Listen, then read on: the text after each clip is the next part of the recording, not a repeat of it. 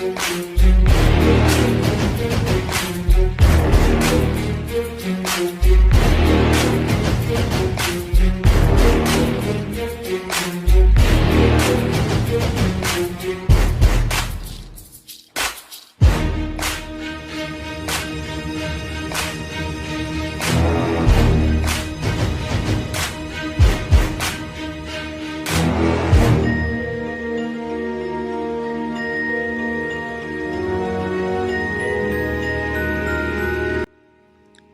يا اصحابي، عاملين ايه؟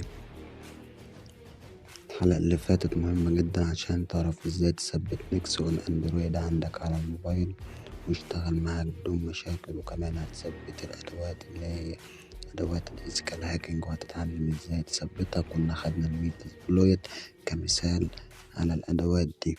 فاحنا اول نوع من ادوات الهاكينج اللي هو الادوات اللي هي من ضمن حزم النظام، اتعلمنا ازاي نثبتها ونشغلها على نكس والاندرويد. طب الادوات التانية اللي هي انا مبرمجها بنفسي او جايبها من مصادر خارجية زي جيت او الدارك نت، ديت انا بشغلها ازاي على نكس. انا لو جيت هنا يا شباب هناخد طبعا لغة البايثون كمثال او الادوات اللي مكتوبة بلغة البايثون كمثال. لو جيت هنا قلت بايثون 3 انا هيقول لي command not found. ده معناه ان الامر مش موجود بايثون 3، مع اني انا متأكد ان انا مثبت البايثون 3 وهو موجود ضمن النظام دلوقتي. انا مثبته، يعني انا مثبته قبل كده، مع ذلك بيقول لي command not found. طيب ازاي اشغل البايثون 3 بعد ما ثبته؟ انا لو جيت هنا قلت له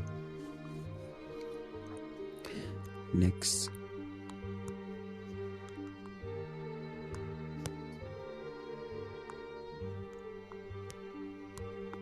shall be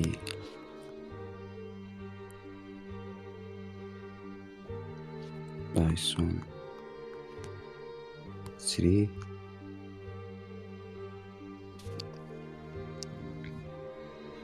هنا فتح معايا الشل بتاع البايثون. طيب شباب، لو انت ما عندكش بايثون 3 ومش مثبته حتى على النظام ودخلت الامر ده، هو تلقائيا هيثبت معاك البايثون 3 وتصبر لحد ما يفتح معاك هنا كلمة هنا باللون الاخضر هنا ميكس ده الشل، وتتأكد ان هو كده البايثون 3 نزل معاك. وهتيجي هنا تقول له بايثون فيرجن يا بايثون هو ايه الاصدار بتاعك؟ هنا هيرد عليك ويقول لك انا الاصدار بتاعي الاصدار التالت. طيب كلام جميل.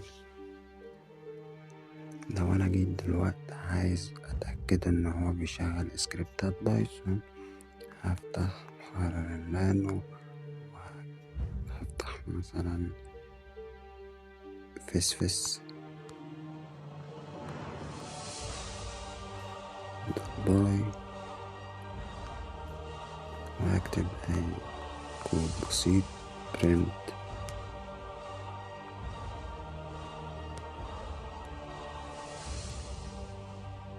توك توك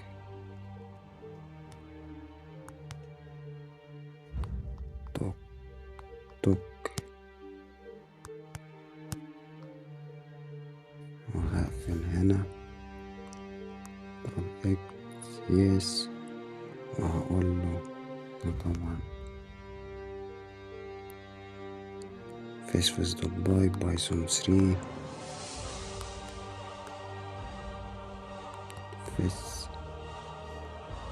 فيس دوت باي، هيقول لي توك توك. فانا عملت سكريبت عشان يقول لي توك توك، بس هي دي فكرة السكريبت. لكن مثلا لو عايز اشغل سكريبت بقى، ده سكريبت هاكينج انا جايبه من مصدر خارجي او انا اللي كاتبه، انا هنا بخش على السي دي اس دي كارد.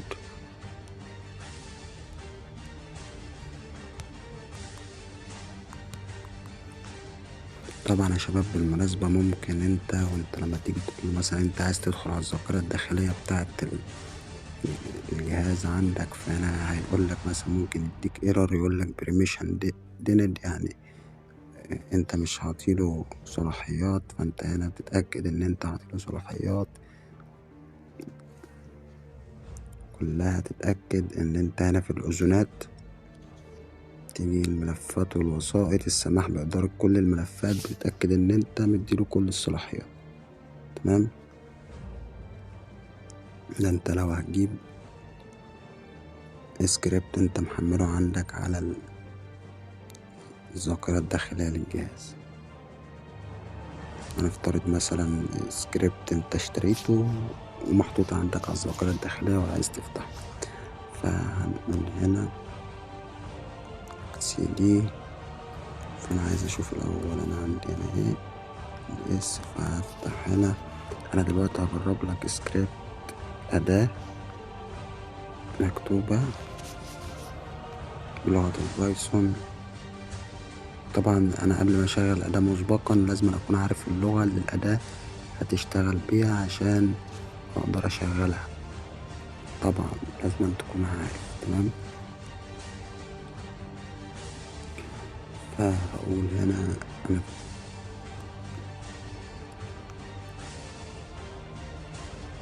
بجيب مثلا انا بدور طبعا على اداة مكتوبة بلغة البايثون يا جماعة دلوقتي. تمام جميل، عندي دي بلغة البايثون بايثون 3. الاداة بروت فورس على اكونتات الجيميل.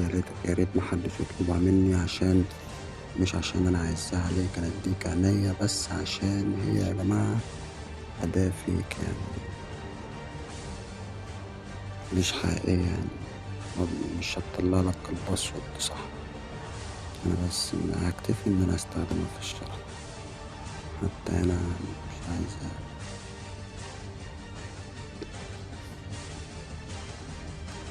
بشكل كامل هنا.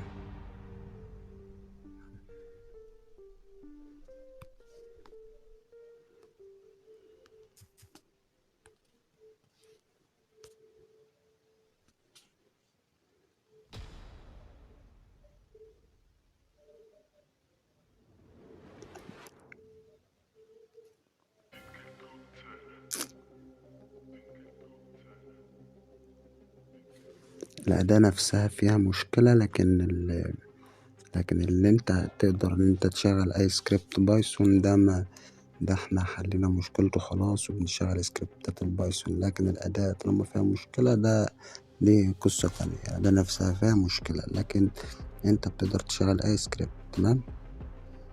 تمام. فأنا هنا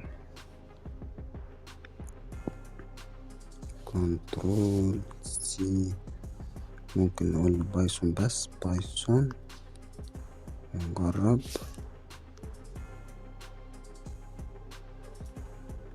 أنا فيها مشكلة يا جماعة. نشوف مثلا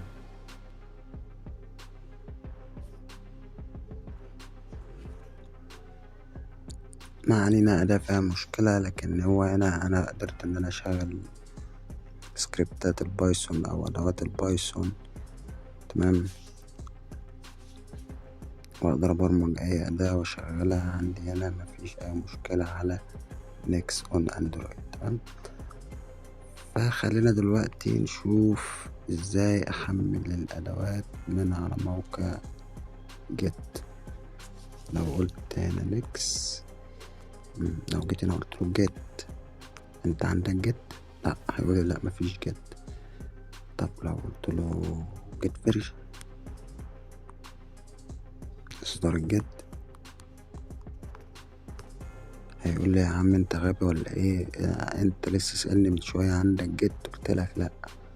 جاي تقول لي اصدار الجيت ازاي بقى وانا اصلا قايل لك ان انا ما عنديش جيت. انا برضو طب هقول له طب يا عم جيت طب يا عم نكس افتح لي شل عشان احمل سكريبتات تشبيه من على موقع جيت.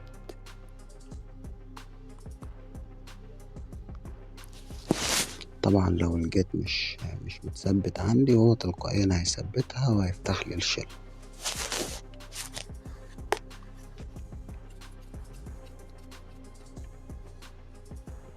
فهنا فتح الشل معايا، فانا هقول له يا عم جيت كلون. انا جيت كلون عشان اكتب جيت كلون وبعدها رابط الاداة هيتحمل معايا. فانا هروح على دلوقتي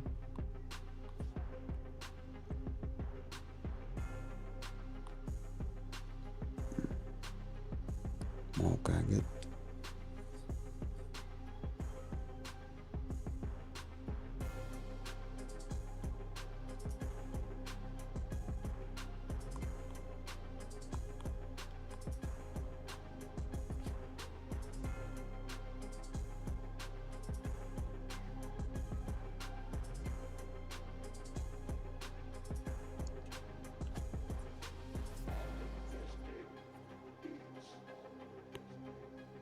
هقول له مثلا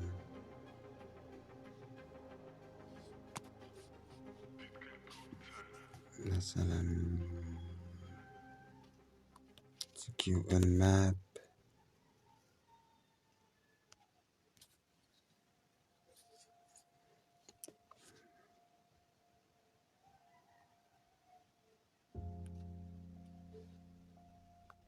ده البروجكت مكتوب هنا بلغة البايثون.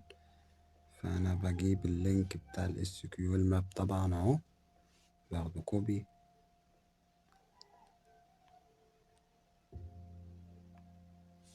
نسخ، وهنشوف هيحملها معايا ولا مش هيحملها. كلونينج انتو SQL map بيحملها. طبعا انا هخرج عشان المشروع ده كبير، تمام. فانا خرجت لكن هو بيحمل، تمام. هو انا هنا يلزمني ان هو يحمل معايا المشروع، لكن انا هياخد مني وقت كبير، انا اختصرت العملية، تمام. ولا احملها عشان برضو انت تبقى متأكد ان كل حاجة شغالة، مفيش اي مشكلة، وتشوف كل حاجة قصاد عينك، مفيش اي مشكلة عندي، مش خسارة فيك.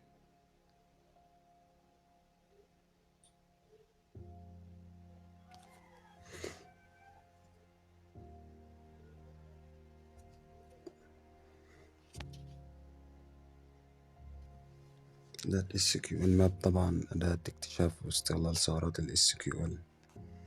أخطر أنواع ثغرات المواقع، يعني محدش يقول لي ثغرات ال SQL قديمة.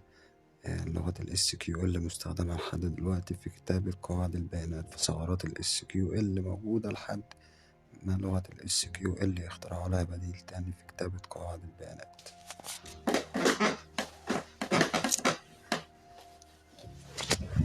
أنا هقول له ls، تمام. أنا هحمل ال SQL map، هيجي أقول له cd SQL map SQL map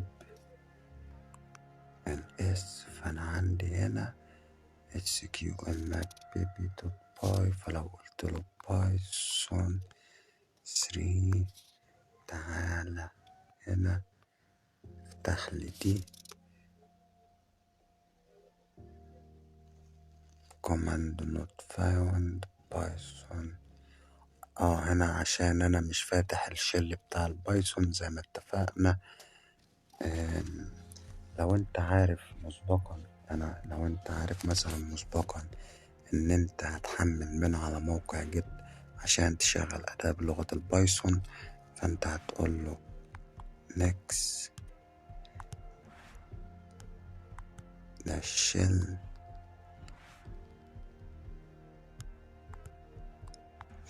هنا، وهتقول له والله يا عم next انا هحمل من على موقع جيت أداة هشغلها بلغة البايثون أو البايثون 3.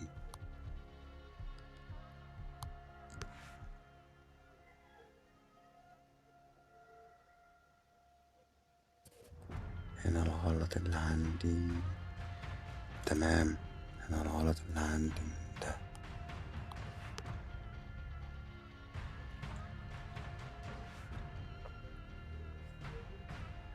تمام. هنا طبعا هيشغل معايا الأداة عادي خالص طالما هي بلغة البايثون، وهيعرف إن أنا هحمل من على موقع جيت. بعد ما أحمل من على جيت أشغلها بلغة البايثون. تمام يا شباب. طبعا هي كلها حاجات مهمة، وأنا قاصد أشرح لك باستفاضة وما بخلش عليك بأي معلومة. تمام، فديت حاجات مهمة عشان تشغل أدواتك فيما بعد بدون أي مشكلة.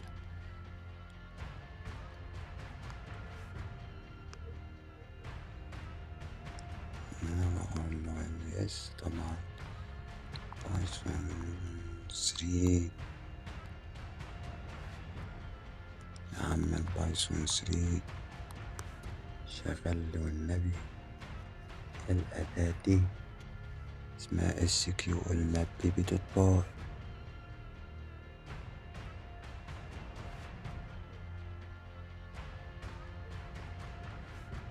شغلها لك وقال لك دي الأوامر بتاعتها. فالأداة هنا شغالة يا جماعة.